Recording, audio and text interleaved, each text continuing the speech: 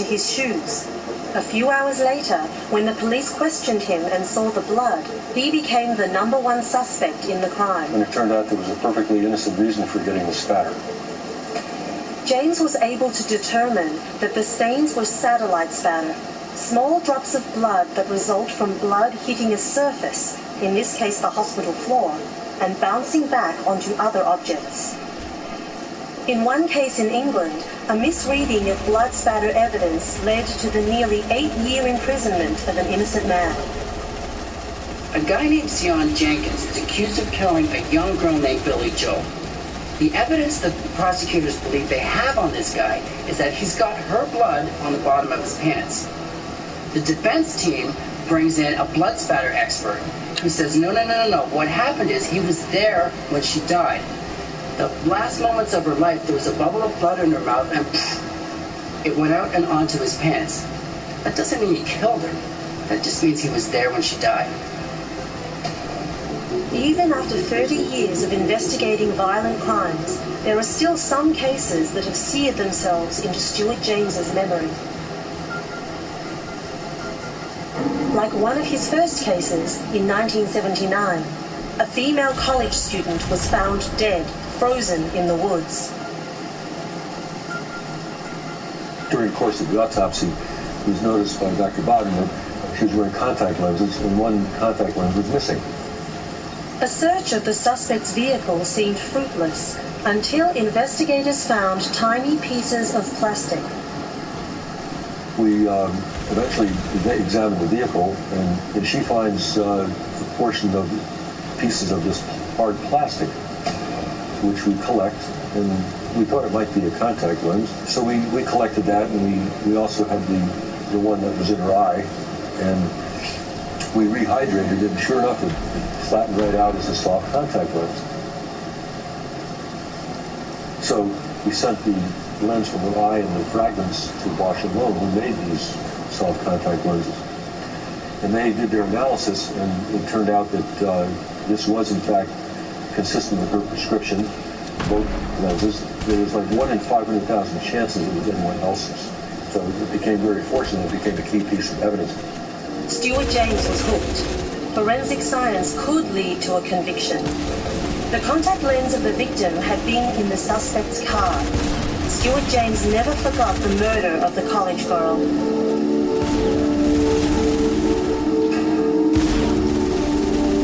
And everything to look forward to in life. I hadn't been out of college that many years, and you can kind of relate to that. It was kind of the grim part of the work. I don't know like anyone that's killed, but certain cases stand out, you know.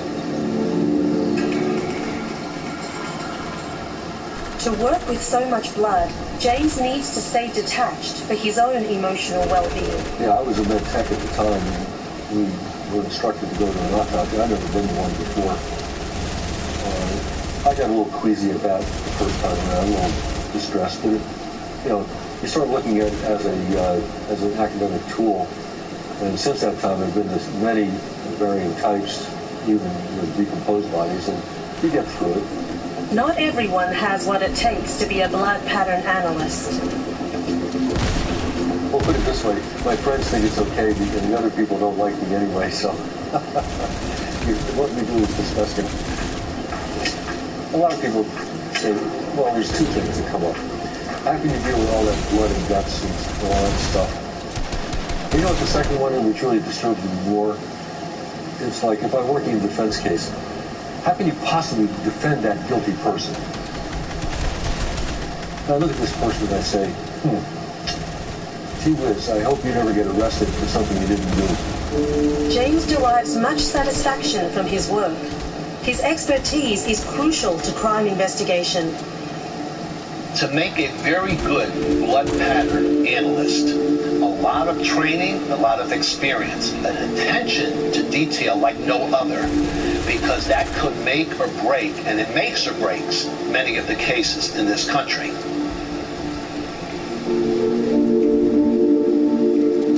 So they need to know everything about their business. That's why they're constantly sent to schools all across the country to learn every new cutting-edge technique that will help them between getting a guilty verdict or a not guilty verdict.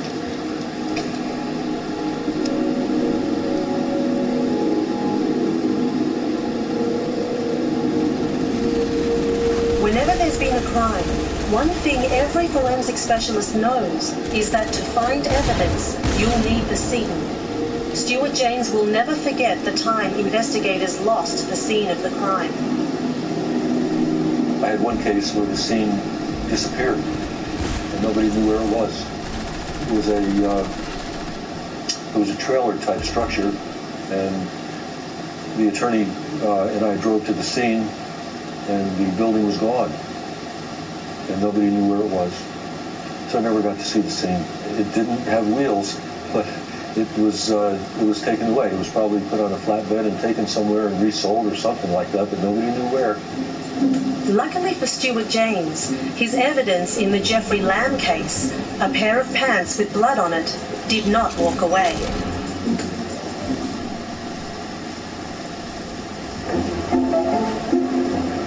Seven in 8 people like to eat out. 1 in 8 will eat anything, anywhere. The spacious 8-passenger Highlander.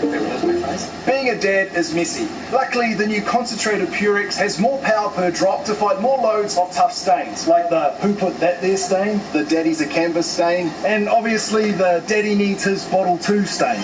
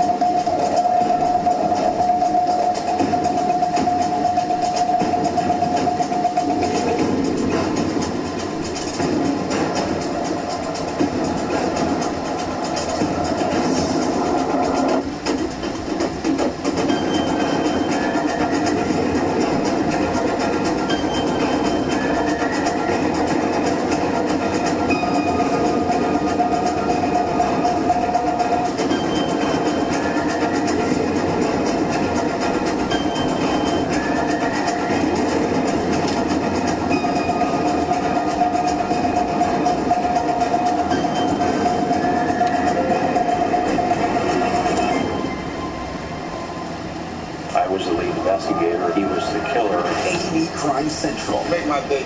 Make stream A&E's best crime and investigative series, including The First 48, Missing Persons. I'm trying to find her right now. 60 Days In. These guys aren't playing around. And Cold Case Files Classic. This investigation was big. Follow every lead of the most heart-pounding cases with no commercials. Do you think it'll ever be solved? Subscribe to A&E Crime Central with your favorite content provider today. With his investigation complete, Stuart James delivers his findings.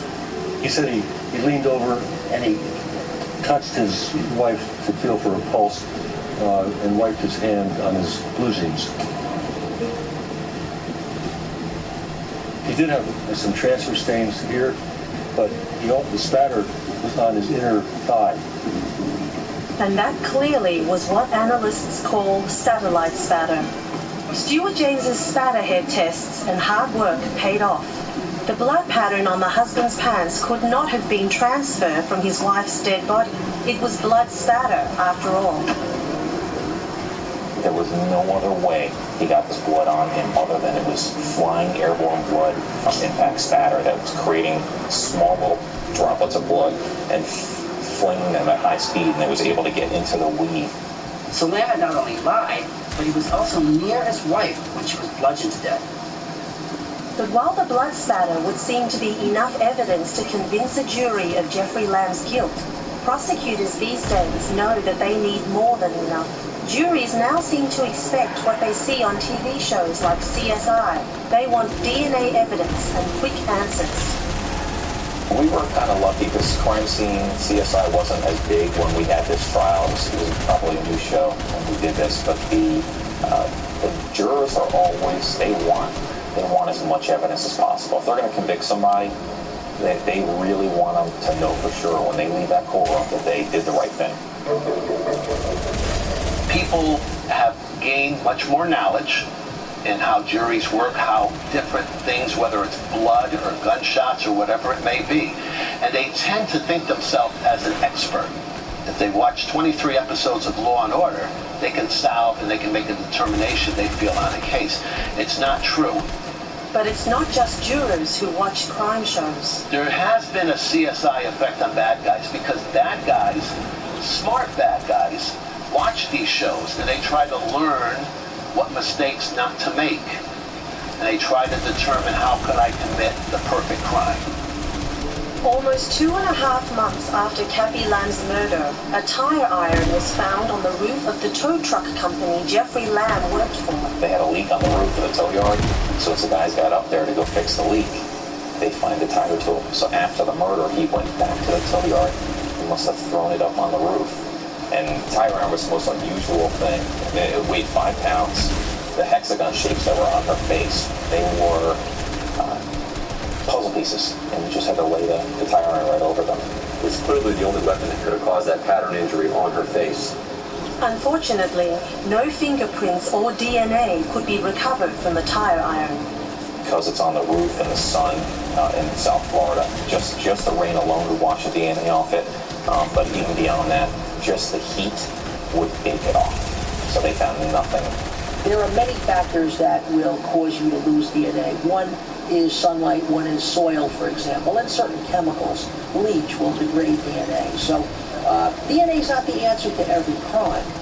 But if the evidence is in a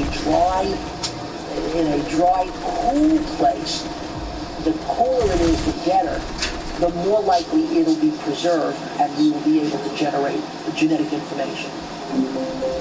With no evidence to be found on the tire iron, it would be up to Stuart James to help prosecutors put away Jeffrey Lamb. When we had Stuart James on the stand, we came up with the idea that I would actually wear the pants.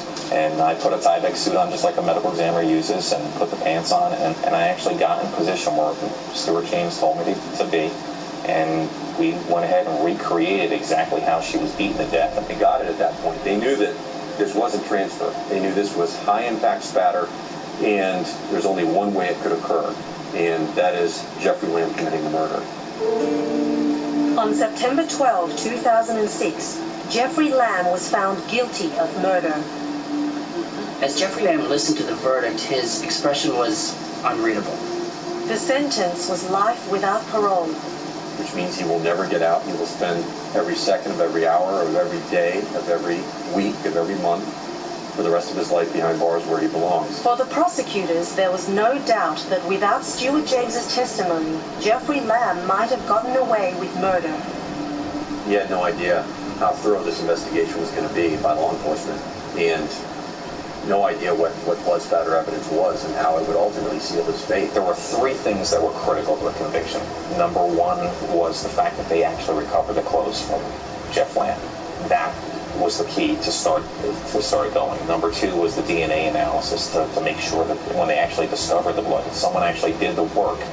And then number 3 was actually him being able to pinpoint exactly how it got on there.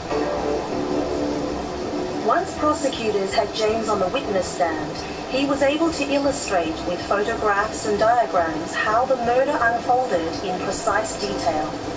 Jurors were shown that in order for the spatter to make it to Jeffrey Lamb's pants, he needed to be standing directly over Kathy as she was beaten to death. Bloodstain pattern analyst Stuart James, solving crimes with years of experience, world-class expertise, and a little luck. That's what a good bloodstain analyst does.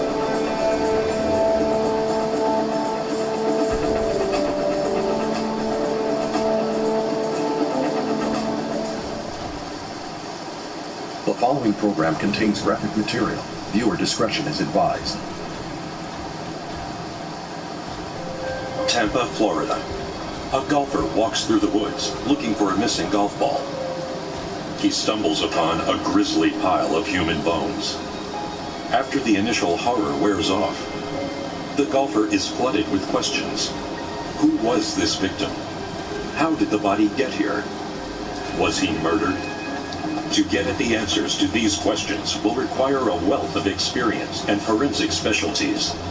Assigned to the case is forensic specialist Royce Wilson and his team of crime scene investigators. Solving crimes is a messy business. To get at the truth takes patience, skill, and determination. Unlocking the secrets of the deadliest crimes, forensics experts solve the puzzle piece by piece. This is one of their stories.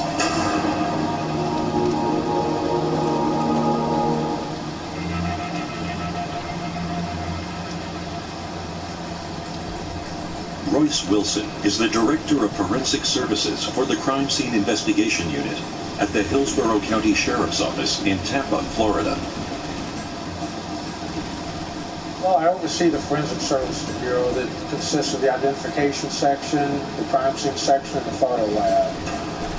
I'm responsible for the budgeting, the disciplinary, the employee morale, employee development, that kind of thing. Probably the aspect of my job that's most visible is my responsibility on a major crime scene. I respond to major crimes in Hillsborough County. If we have a homicide investigation or a deputy-involved shooting, something of that nature, I respond to all of those to oversee the forensic aspect of that investigation. Embedded within the picturesque scenery of this park in Tampa is a brutal scene. And Royce Wilson is on hand to investigate. At first glance, police investigators are unsure if the deceased died of natural causes or was murdered. It will take the careful police work of forensic investigator Royce Wilson to make that determination. We received a call from a gentleman who was playing golf on the course that borders this area to the west side. He shot his ball over in the woods and came looking for his ball, and when he got here, he found what he thought were human bones. He called the sheriff's office and reported the human bones. We dispatched the unit out to confirm that it did appear to be human bones, at which point I had the crime scene technicians and myself come out to look through the area for any bones, any signs of foul play, and any evidence that might be out here. At the scene, Wilson and his men must be careful in their search for evidence. The area of the park where the bones are located is covered with trash left by assorted hikers. For Wilson and his team, the biggest challenge will be discerning what is evidence and what is garbage. It's a trained, experienced investigator that has to make the distinction between this is evidence and this is extraneous. And sometimes it's a hard call. But if you find cigarette butts or some other item near where the crime had been committed, you've got to look at that stuff. If you find something at the extreme edges of the area, that may not be relevant. But ultimately, crime scene investigators have the responsibility of determining what to bring back to the lab and what not to. We'll be looking for anything that might be evidence. When I say might be evidence, it's not typically limited to only what you would think as evidence. We'll be looking for knives, guns, duct tape, rope, clothing, handcuffs, cigarette butts, anything that we might be able to use as evidence to help get this case to a successful resolution. These are the type of things you see on television where black garbage bags, usually dozens of them, are brought into the police cruisers, that are brought back to headquarters, that have to be meticulously gone through piece by piece. And it's very, very hard, tedious work to do in this. If we don't know it's not part of our crime scene, we take it. We don't know what we'll know 5 years from that crime scene date. If we're unsure about anything, we take it, test it, and keep it. So as the scene or as information develops from detectives, we say, yeah, we got that can, matter of fact, we got that bottle, that had DNA on it, we got that lead that had a little drop of blood on it. We didn't collect that, we didn't discard it. With a scene this cluttered, the forensic chief must rely not only on his 34 years of experience, but on the expertise and care of his devoted team. Our crime scene section consists of 15 total, 2 photo lab, and 13, including myself, in our crime scene section. We respond to 185 and 205 calls per month, most of them major calls. And our guys are highly trained, fantastic crime scene investigators, very well thought of, very professional. I want to take y'all over, show you where the bones are, then we'll establish a perimeter and start searching. We'll shoulder to shoulder walk the woods, We've got the orange flags for marking the evidence. Make sure everybody's got some. And anything that we see, remember, this is a skeleton now, so he or she has been dead for at least a year. Remember, it may not look like fresh evidence to you now. It's not supposed to. So anything that you see, it could potentially be evidence. We've got to mark it and collect it. You keep everyone together in a straight line. Just keep it uniform, that the whole area or grid will be searched correctly at one point, and not you look inside of another vehicle or spaces or parts of the field not searched. When you're going through a large scene, a large area, it's very easy to miss something. And so it's got to be a comprehensive search. They have a big job ahead of them and must be meticulous in their examination of the area. We'll start at this far corner and move that way. If you find a bone that's within 10 feet of the tape, let me know and we'll have to expand the crime scene out further. Remember, we're looking for shoe prints, cigarette butts, hairs, filters, cans, smoking guns, shell casings, projectiles, anything you can find. Try not to just walk looking for evidence to mark. You also want to look for evidence not to step on. Keep your eyes in front of you. Don't step on anything that's not certainly a leaf or dirt. Try to step carefully when you do step on leaf because we don't know what's underneath there. So anything that you see marked, if you run out of the flag, let us know. We'll get some more flags to you. So let's walk shoulder to shoulder, looking for every piece of evidence that we can find. Though they still aren't certain of what happened to the victim, investigators decide to treat this as a crime scene. That way they can tape off the area in order to contain whatever evidence remains. The crime scene investigators establish a perimeter around the area with crime scene tape. Well, the idea is to contain an area that you could reasonably expect all of the evidence to be contained within. You want to make sure that you've got the crime scene tape around those margins. Like a crime scene investigator, Brando, just found another bone as he was putting that down. That's not uncommon on a crime scene. We just expanded the tape out further than what we had planned on. And as we go, as we do the search, if we find bones at the margins of the tape, we'll expand our search even further. Every crime scene is different. And it's all about adjusting to the evidence as you go along. The crime scene will usually dictate how you're going to approach it and how you're going to deal with it. So far, it's all worked like a textbook case. They've gotten the call and isolated their crime scene. Now it comes down to searching for evidence. It's almost been too easy. And there's a reason for that. This crime scene is a setup. Royce Wilson is testing his team. The crime scene is a training ground that will run them through a battery of tests to gauge their skills in the field. The crime is fake, but the stakes are real. Even the slightest error in police work could create an opportunity for the killer to remain free. Parents, your kids deserve to be comfortable, and that's why you should get them Skechers. Skechers have all the comfort features like Skechers exclusive air-cooled memory foam to keep your kids' feet feeling amazing. Plus, they're a great value, durable, and machine washable. Shop all our kids' shoes on Skechers.com. 7 in 8 people like to eat out. 1 in 8 will eat anything, anywhere. The spacious 8-passenger Highlander. As we all stay home more often, don't forget to stay active, stay cuddly, stay distanced, stay healthy, and stay comfortable. At Skechers, we know you have a lot of worries. Our machine washable, comfortable shoes shouldn't be one of them. To find the most styles and best values, visit Skechers.com. Here's to the doctors and leaving work. Here's to the loved ones and their kids.